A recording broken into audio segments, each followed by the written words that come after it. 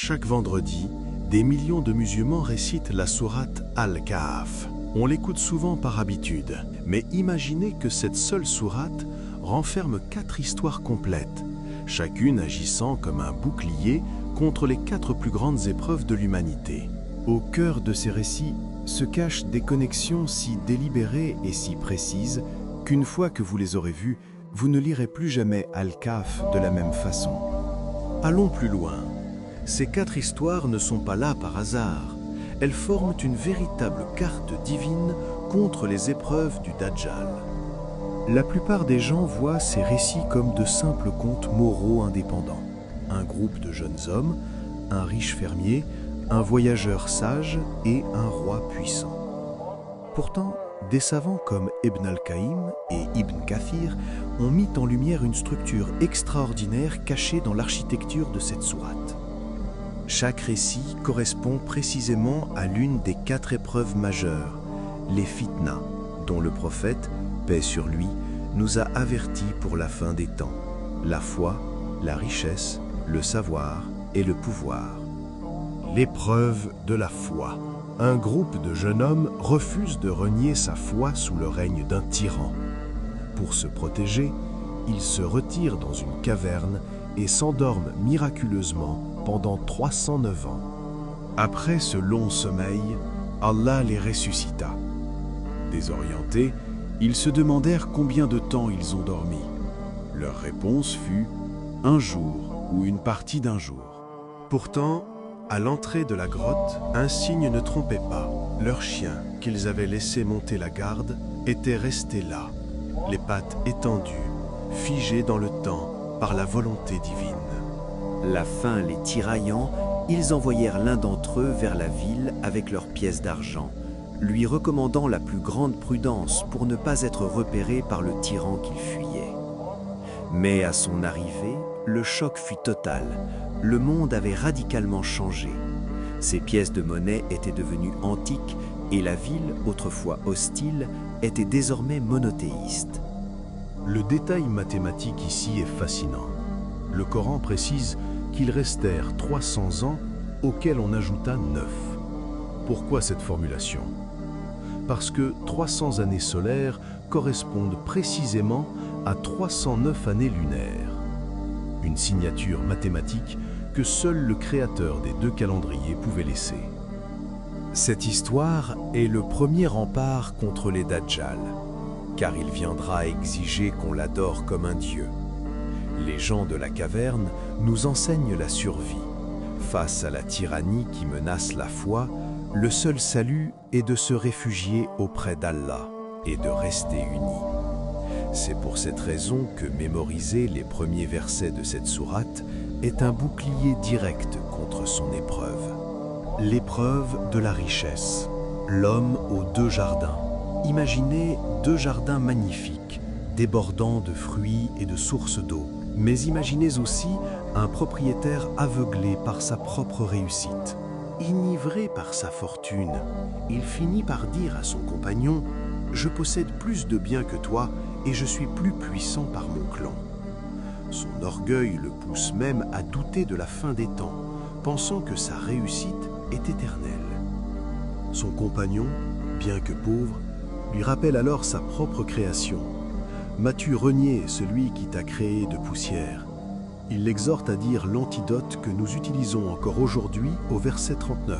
« Masha'Allah, la quwwata illa billah » Telle est la volonté d'Allah, il n'y a de puissance qu'en lui.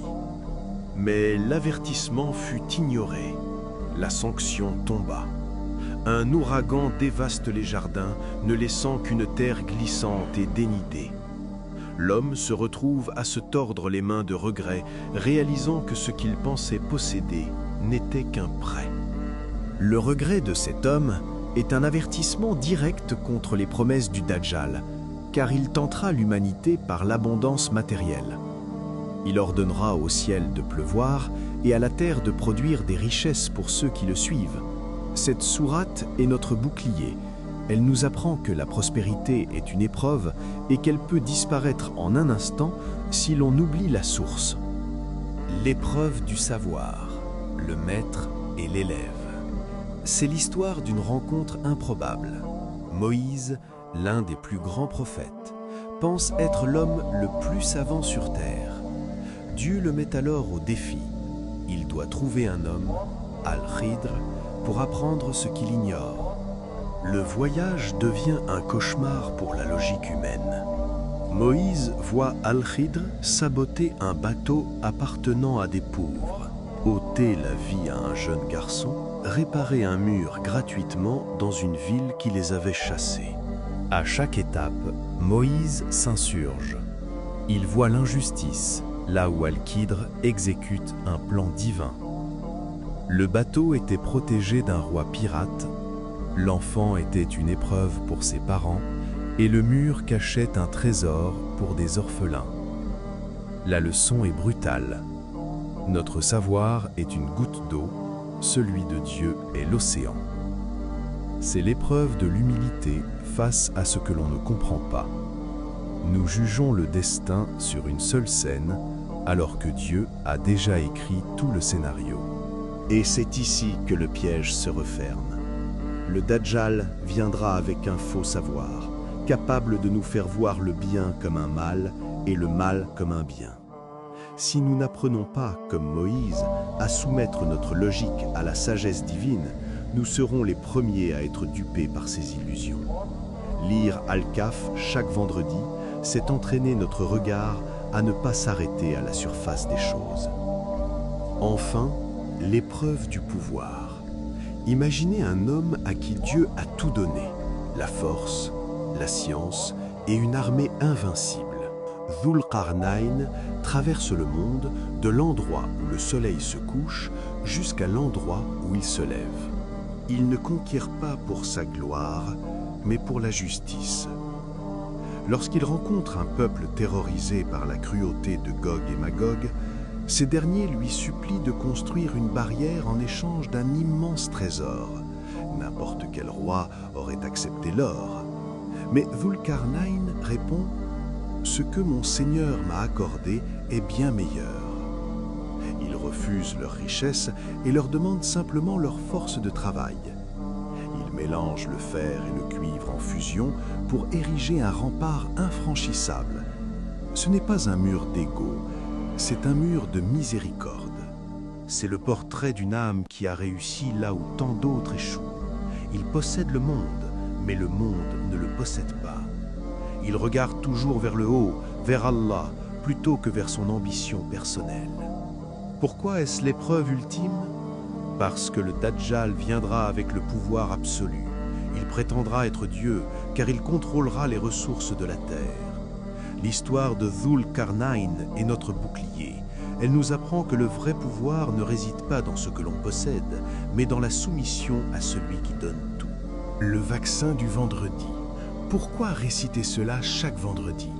Ce n'est pas juste un rituel, c'est une immunisation hebdomadaire. Chaque vendredi, Allah place entre vos mains une carte détaillée pour distinguer la vérité de la tromperie dans la semaine à venir. En récitant Al-Kahf, vous entrez dans la caverne, l'abri qu'Allah a construit pour protéger votre âme. Alors, de quelle protection avez-vous le plus besoin aujourd'hui? La foi,